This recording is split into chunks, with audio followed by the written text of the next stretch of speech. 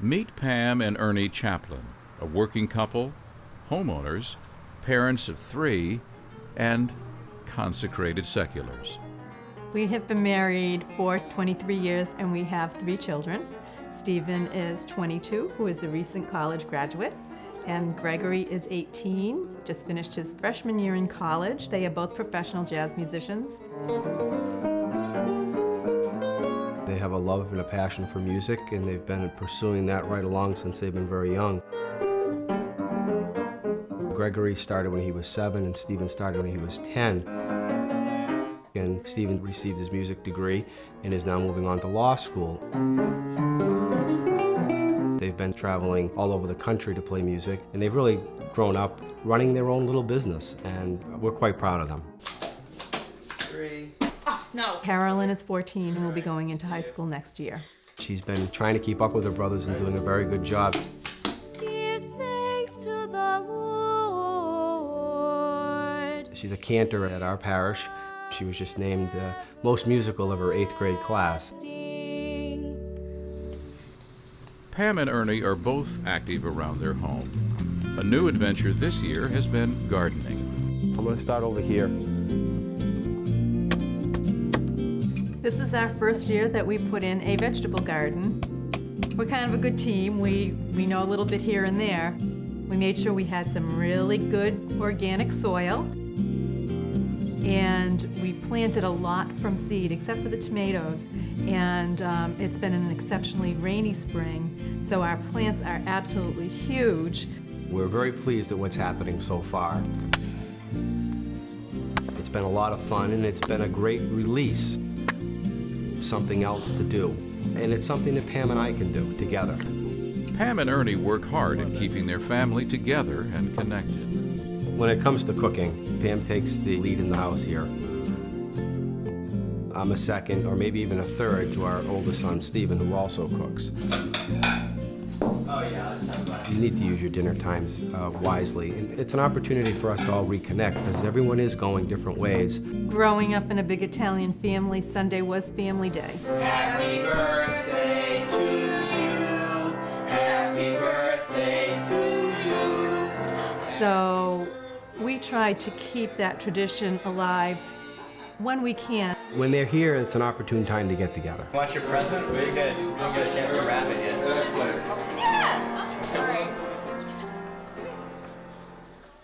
For the last 22 years, I've been fortunate to be employed in the printing business for the pharmaceutical industries. I have an office in the house, so that even though I am traveling quite a bit, I do get an opportunity to work from home quite often, which is a nice benefit to have, and one where you must be quite disciplined in order to accomplish what you need to do each and every day.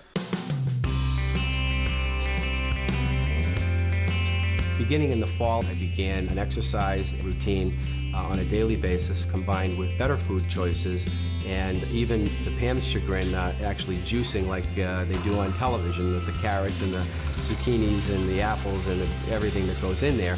So I've been doing that every morning. I've lost 4 inches on my waist, and I've lost about 35 pounds over the last 6.5 to 7 months. I feel like $1 million. I have energy like I've never had before. This will be set up every Sunday. I am the ministry coordinator at Sacred Heart Church in Hopedale. My role is to pull together worship, formation, and service ministries. I'm just going to run through the Mass with you. I work with catechists, I work with prayer leaders who do children's liturgy of the Word. I work with all liturgical ministers, the altar servers and readers of the Word, and the Eucharistic ministers as well. Yeah, we did the 70th. I work every day with Father Bill Kanicki. Next year is the 75th anniversary of the parish. The relationship that Father Bill and I have is critical. We get together and we plan not only the curriculum that will be presented in the weekly classes for children or coffee and reflection for adults, but he will also be preaching on the same topics that we'll be teaching about. A reading from the book of Job. With such a deep involvement in their own parish life, Pam and Ernie didn't plan to join a secular institute. It happened gradually. Our pastor, Father Bill Kanicki, invited us to go to a national meeting And we did so thinking that we were going to support him as he was taking some vows. And a pleasant surprise was how welcomed we felt by everyone. There was no delineation. We didn't really know who were clergy and who were couples. Everyone really is treated as an equal and very respected. Something kept calling us back, and we kept going back. And here we are in formation in the Institute. The Secular Institute has allowed me to just have a greater appreciation for where faith is in my life. It complements all of my efforts in my local parish. In many ways, it's helping me to be a more effective parishioner. The Institute holds large group meetings several times a year. But the heart of the program lies in monthly meetings where small groups share faith, food, and fellowship. Our local team meets once a month. Hi, Edwin. How are you? I'm doing good. How are you? Good, come on. We have a meal together. We break bread together. Cheers. Cheers. Then we sit and we have our meeting for an hour. The team is made up of 2 priests, 2 married couples, and 2 single people, 1 male and 1 female. We actually have 2 psychologists in the group, so it's kind of like free therapy. As you remember, we've been looking at our spirituality these last few meetings. It's a perfect opportunity every month just to check in on a couple of levels. The feedback you get is immeasurable. It's priceless, as MasterCard says.